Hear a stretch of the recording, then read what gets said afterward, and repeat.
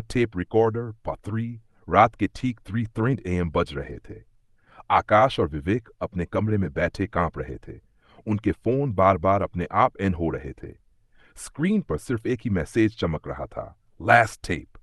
तभी अचानक के कोने से वही पुराना टेप रिकॉर्डर बजने लगा। दोनों डर कर पीछे हट गए। फिर रिकॉर्डिंग में राधा की आवाज सुनाई दी, अगर श्राप खत्म करना है तो जहां से ये शुरू हुआ था वहां वापस आओ।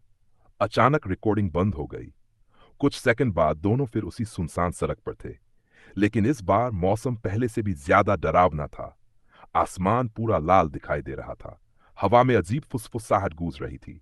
और सबसे डरावनी बात, जहां हवेली जली थी वहां अब फिर से वही पुरानी हवेली खड़ी थी, पहले से भी ज्यादा बड़ी और ज्यादा खौफनाक। विवेक कांपते हुए बोला, ये वापस कैसे आ गई?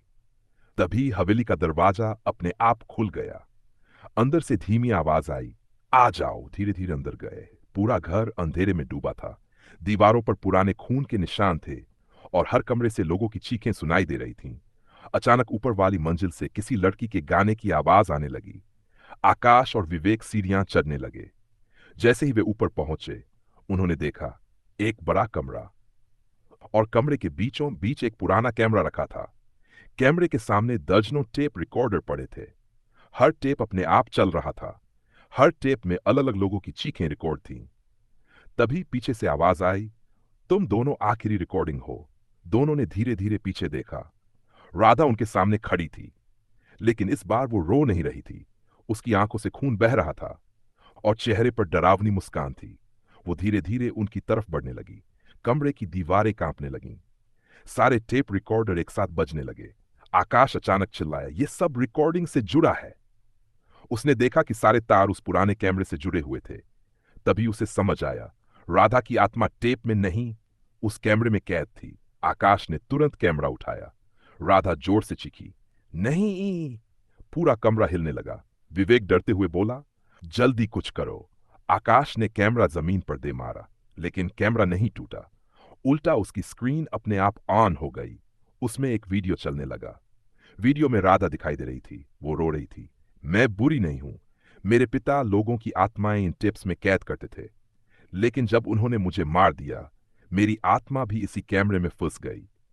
अचानक वीडियो में राधा रोते रोते बोली, कृपया मुझे आजाद कर दो। आकाश कुछ सेकंड चुप रहा।